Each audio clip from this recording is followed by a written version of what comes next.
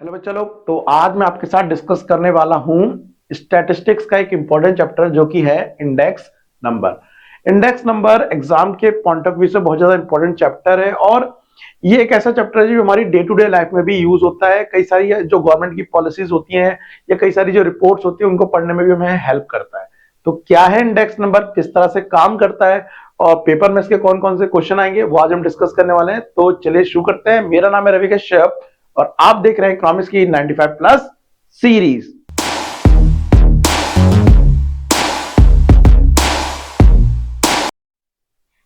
तो बच्चों लोग, जैसे कि हमारा टॉपिक आज हम इंट्रोडक्शन ऑफ इंडेक्स नंबर पढ़ने वाले हैं।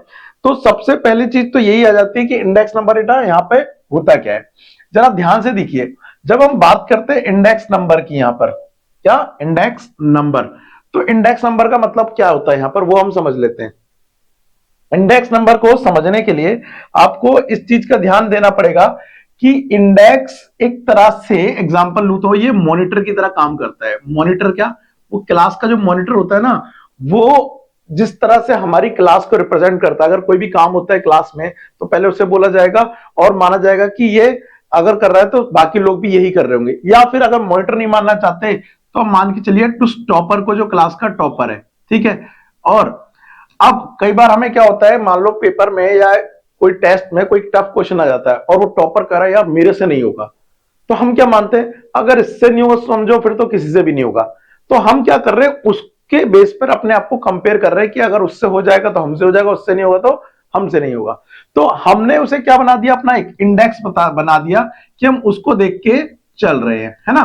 तो ऐसे ही देश में प्राइस का क्या सीन चल रहा है, स्टॉक मार्केट का क्या सीन चल रहा है, इन सारी चीजों का अंदाजा लगाना, क्या बोला मैंने, देश में प्राइस का सीन क्या चल रहा है, प्राइस बढ़ रहे हैं घट रहे हैं, तो किसी एक चीज का प्राइस को हम ले लेंगे प्राइस, और अगर वो बढ़ रहा है तो मानेंगे देश में कीमतें क्या हो रही हैं, बढ़ रही हैं। अगर वो घट रहा है तो मानेंगे देश में कीमतें घट रही है। ऐसे ही मान लो स्टॉक मार्केट की अगर मैं बात करूं, स्टॉक मार्केट के अंदर देश की जो बेस्ट 30 कंपनी 50 कंपनी होती है, जैसे 50 कंपनी की बात करो तो वहां पे निकाला जाता है निफ्टी, ठीक है। उन निफ्टी 50 में हम ये देखते हैं कि देश की 50 कंपनियां कैसा काम कर रही हैं। हमारे देश में लगभग स्टॉक मार्केट में 5000 से ज्यादा लिस्टेड कंपनियां हैं, लेकिन अगर निफ्टी अच्छा काम कर रहा है तो हम देखेंगे, बोलते हैं कि देश अच्छा ग्रोथ कर रहा है, स्टॉक मार्केट अच्छी बढ़ रही है। ये निफ्टी कहां का इंडेक्स है, ये स्टॉक मार्केट का इंडेक्स है। ऐसी क्लास का जो टॉपर है वो हमारी क्लास का इंडेक्स है। इंडेक्स का मतलब इसको देख के अंदाजा लगाना, अगर इससे हो जाएगा तो हमसे हो जाएगा, इससे नहीं होगा हमसे नहीं होगा। जरूरी नहीं है सेम हो, बट हम उसकी तरह उसको लेके चलते हैं। तो इंडेक्स नंबर किसी चीज का आइडिया देता है कि क्या हो रहा है, चेंजेस आ रहा है। तो डेफिनेशन के तौर पर अगर मैं बात करूं इंडेक्स नंबर की, तो देखो क्या बोल रहा है, एन इंडेक्स नंबर, जरा ध्यान से देखना, an index number a statistical measure designed to show, किस चीज को, designed to show change in the magnitude of a variable. अब वो वेरिएबल कुछ भी हो सकता है, डिमांड, प्राइस, वेरिएबल मतलब जिसको नंबर में मेजर किया जा सके, और a group of related variables with with respect of time में चेंज आ रहा है, टाइम के हिसाब से, या ज्योग्राफी के हिसाब से चेंज आ रहा है, ये देखते हैं, या फिर लोकेशन के हिसाब से चेंज आ रहा है, और किसी अदर बेसिस पे हम ये देख रहे हैं कि पहले से क्या है, चेंज आया है। अगर मम्मी ये कह रही है, एग्जाम्पल दूं, कि यार हमारे टाइम पे तो दूध 50 रुपए का आ जाता था, या मान लो एग्जाम्पल कह रहे हैं 20 रुपए का जाता था, तो क्या कहना चाह रही है, कितना चेंज आया। तो अगर हम ये पता लगाना चाहे कि कितना बदलाव आया कीमतों में, तो मम्मी बता रही है, मान लेते हैं एग्जाम्पल के लिए सन 2000 का प्राइस, कि मान लीजिए 30 रुपए में दूध आ जा रहा था, और हम बात करें 2020 का, और वो आ रहा है, हम कह रहे हैं कि 70 रुपए का आ रहा है, या अभी सिंपल समझने के लिए मान लेते हैं 50 रुपए का आ रहा है। तो कितना बदलाव आ गया है। अब इसको निकालने के लिए हम क्या करेंगे, प्राइस इंडेक्स निकालेंगे या फिर इन्फ्लेशन निकालेंगे, कि ओल्ड प्राइस P1 में से ओल्ड प्राइस को लेस कर देंगे, P0 इंटू 100। तो पहले आज का प्राइस है 50 रुपए, माइनस पुराना प्राइस था 30 रुपए, अपॉन 30 इंटू 100। और इजी काटने के लिए सब 25 ले लीजिए ताकि आपको इजीली समझ आ जाए। तो इसको 25 ले लेंगे हम यहां पर। तो 50 में से 25 जाएगा, 25 आ जाएगा, नीचे भी 25 है, तो कट करके कितना आ गया, 100%। इसका मतलब मम्मी पिछले 20 सालों में महंगाई 100% बढ़ गई है। मतलब सीधे रेट कितने हो गए, 25 से 50 हो गए। तो ये पता लगाने के लिए हम प्राइस इंडेक्स का कैलकुलेशन करते हैं। ऐसे ही स्टॉक मार्केट में होता है निफ्टी का करते हैं। तो इस तरह से हम किसी भी चीज के चेंज को मेजर कर सकते हैं बाय द इंडेक्स नंबर। तो जब इंडेक्स नंबर आप कर रहे हो तो पहली चीज आपको याद रखना, कुछ चीजों का आपको बेसिक चीजें पता होनी चाहिए। क्या क्या? सबसे पहली चीज, जब हम इंडेक्स नंबर की बात करें तो इंडेक्स नंबर में किस चीज को इंडेक्स नंबर से शो करते हैं? जैसे कि मीडियन को एक्स बार से शो किया जाता है, सॉरी मीडियन को एम से, मोड को जेड से। ऐसी इंडेक्स नंबर को शो किया जाता है बेटा P01 से। अब ये P01 क्यों, अभी धीरे धीरे आपको समझ आएगा। सबसे पहले कुछ चीजों का मीनिंग समझिए कि क्या क्या होता है। सबसे पहले यहां पर P का मतलब होता है बेटा प्राइस। दूसरा, अगर यहां पे Q आए तो उसका मतलब होता है क्वांटिटी, ठीक है। उसके बाद अगर यहां पर 1 आए तो बेटा इसका मतलब होता है करंट ईयर।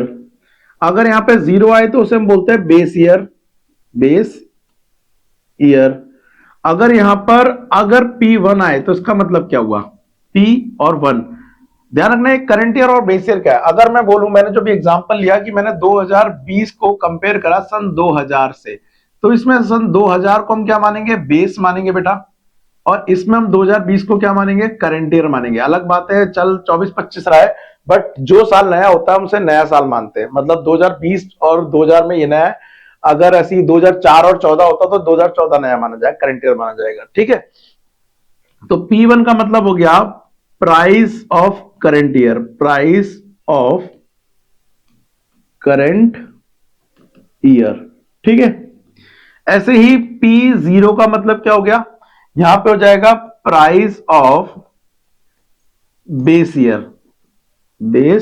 ईयर, ठीक है। ऐसे ही Q1 का मतलब क्या हो जाएगा? तो प्राइस का क्या आ जाएगा बेटा? यहां पर क्वांटिटी आ जाएगा, क्वांटिटी ऑफ करंट ईयर, ठीक है। तो इस तरह से हम इसे क्या करेंगे?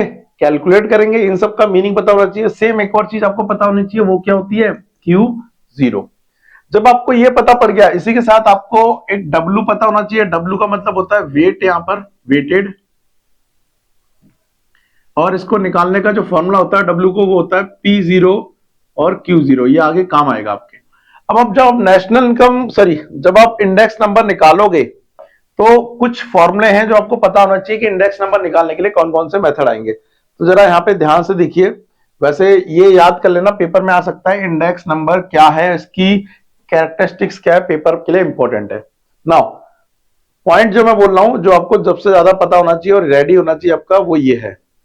क्या? इंडेक्स नंबर निकालने के या फिर कंस्ट्रक्ट करने के कितने मेथड है? तो सबसे पहले आप समझिएगा, इंडेक्स नंबर दो तरह का होता है। एक सिंपल इंडेक्स नंबर होता है और एक वेटेड होता है। सिंपल को भी हम दो कैटेगरी में बांट सकते हैं, सिंपल एग्रीगेट मेथड और simple average price relative method, ठीक है। ये उनके फॉर्मूले हो गए, वेटेड एग्रीगेट मेथड और weighted average price relative method. आपने नोटिस करा कि यहां पे इसका फॉर्मूला नहीं है, क्योंकि इसके अंदर तीन मेथड आते हैं, लास्पियर, पास्चे और फिशर। और इनके फॉर्मूले जो दिए हैं वो ये दिए हुए हैं यहां पर डिटेल में, लास्पियर, पास्चे और फिशर। एक सिंपल सा एग्जांपल लेते हैं। अगर मान लेते हैं हमें पेपर में क्वेश्चन आ रहा है इस वाले मेथड से, तो कैसे सॉल्व करेंगे? बोर्ड पे चलते हैं और समझने की कोशिश करते हैं कि इस वाले क्वेश्चन को किस तरह से सॉल्व किया जाएगा। देखो, हमें जो क्वेश्चन करना है वो करना है सिंपल एग्रीगेटिव मेथड से करना है, एग्रीगेटिव मेथड से करना है, ठीक है। सो सिंपल एग्रीगेटिव मेथड का फॉर्मूला होता है P01 is equal to sigma P1 upon sigma P0 into 100। अब इसको समझने के लिए मैंने बोला, देखो P1 का मतलब क्या है बेटा? यहाँ पर करंट ईयर है। और P0 का मतलब क्या है? यहाँ पर बेस ईयर है। तो आप समझिए, ये दिया हुआ है कमोडिटी, कौन सी हम कंज्यूम कर रहे हैं। अभी नाम लेते हैं A, B, C और D। यहां पे दिया है 2004 के प्राइस और यहाँ पे 2014 के प्राइस, ये दोनों प्राइस दिए हैं। तो इसमें से नया कौन सा? ये वाला। तो इसको नाम देंगे बेटा हम P1 और इसको नाम देंगे P0। तो ये दिया है 2, 4, 6, 8। ये दिया है 2, 5, 7, ये 3 ले लेते हैं, कोई दिक्कत नहीं है, और इसको 4 ले लेते हैं। अब इसको सॉल्व करना है इस वाले मेथड से, तो नोटिस करो P1 ऊपर आएगा तो उसका टूल करो पहले। 11 11 और 8 कितना हो गया? 21। 11 और 8 19, सॉरी 19। और इसका टूल कितना हो गया? 2 4 6, 6 और 6 12 20। अब जब मैं इसको पुट करूंगा इसमें, तो P1 का टोटल कितना है बेटा? 19। और इसका टोटल कितना है? 20 इंटू 100। सॉल्व कर देंगे, 5 आ गया। 19 को 5 से मल्टीप्लाई कर देंगे, 43, 4 5 एकम 5 और 4 9।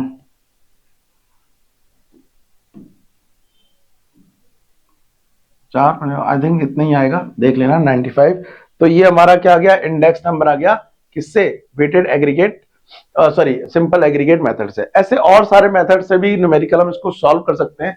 तो सबसे पहले एक्चुअली मैं आपको क्या बताने वाला हूं, मैं आपको पहले ये बताना चाहता हूं कि इस चैप्टर से आपको रेडी क्या करना है, थ्योरी सेक्शन। क्योंकि मैं इसके न्यूमेरिकल कराऊं उससे पहले आपको ये पता होना चाहिए इस चैप्टर में इंपॉर्टेंट क्या है। सबसे पहली चीज आपको बता दूं, ये सबसे इंपॉर्टेंट मेथड है। कौन सा? वेटेड एग्रीगेट मेथड, एक जो आपको रेडी करना है। दूसरी चीज, यहां पर वेटेड एग्रीगेट मेथड में 3 मेथड है, लास्पियर, पास्चर, फिशर। तो सबसे अच्छा जो मेथड माना जाता है वो फिशर मेथड को माना जाता है। तो पेपर के लिए एक इंपॉर्टेंट क्वेश्चन ये आ रहा है कि फिशर मेथड को एक आइडियल मेथड, एक आदर्श विधि माना जाता है। क्यों माना जाता है वो आपको बताना है। तो ये पॉइंट आपको याद करने पड़ेंगे, ए बी सी, आप स्क्रीनशॉट ले सकते हैं। उसके बाद एक जो इंपॉर्टेंट क्वेश्चन पेपर में आ जाता है इसी चैप्टर से, वो है यहां पर हमारा क्या? दो चीज, एक होलसेल प्राइस इंडेक्स क्या है और एक कंज्यूमर प्राइस इंडेक्स क्या है। सबसे इंपॉर्टेंट इसके अंदर कंज्यूमर प्राइस इंडेक्स क्या है, ये किस तरह से काम करता है, ये आपको आना चाहिए। इसी का दूसरा नाम है कॉस्ट ऑफ लिविंग इंडेक्स। इसको निकालने के 2 मेथड है, एग्रीगेट मेथड और फैमिली बजट मेथड। ये आपको रेडी करने पड़ेंगे। और एक सबसे इंपॉर्टेंट क्वेश्चन जो यहां दिया होगा, नहीं दिया, देख लेते एक बार। ये जो रेडी करने हैं ये सारे इंपॉर्टेंट क्वेश्चन है आपको एग्जाम के लिए। मैं देख लेता हूं जो मुझे बताने। ये रहा क्वेश्चन, कुछ इस तरह से टेबल आएगी। यहां पे देखो base year, current year, base year, current year लिखा हुआ है। तो जो बेस ईयर है, ठीक है, ये वाला पूरा बेस ईयर है। तो ये क्यू मेरा क्या कहलाएगा? ये मेरा क्यू जीरो कहलाएगा। ये मेरा पी जीरो कहलाएगा। ये मेरा क्यू वन कहलाएगा। ये मेरा पी वन कहलाएगा। अब मुझे इसे लास्ट ईयर से सॉल्व करना है एग्जांपल के लिए। तो लास्ट ईयर का फॉर्मूला मैंने बताया नहीं, बट बता देता हूं एग्जांपल के लिए। P one upon P zero into sorry Q zero और क्यू जीरो इंटू 100 होता है। ठीक है, अब इसमें अगर मुझे ये निकालना है P1 Q0, तो आप इसमें सिंपली P1 और Q0 को मल्टीप्लाई कर लीजिए। अगर आपको यहां पर P0 और Q0 फाइंड करना है तो आप उन दोनों को मल्टीप्लाई कर लीजिए और सॉल्व करके अपना जो भी टोटल आएगा वो आंसर में आप पुट कर देंगे इस मतलब फॉर्मूले में, तो आपका आंसर आ जाएगा। तो पॉइंट यह है कि इस चैप्टर में ये चीजें इंपॉर्टेंट है जो आपको करनी है। मैं आपको कुछ इंपॉर्टेंट क्वेश्चंस के अगले वाले पार्ट में बताऊंगा जो एग्जाम के हिसाब से बहुत ज्यादा इंपॉर्टेंट है। खासकर वो न्यूमेरिकल 2 टाइप के जो एग्जाम में आ सकते हैं, जो आपको रेडी करने हैं। अगर इससे रिलेटेड और वीडियो चाहिए सीक्वेंस में तो मुझे कमेंट करके बता देना। ठीक है, तो आज के लिए इतना ही, मिलते हैं नेक्स्ट पार्ट में। तब तक के लिए thank you, tata and bye bye.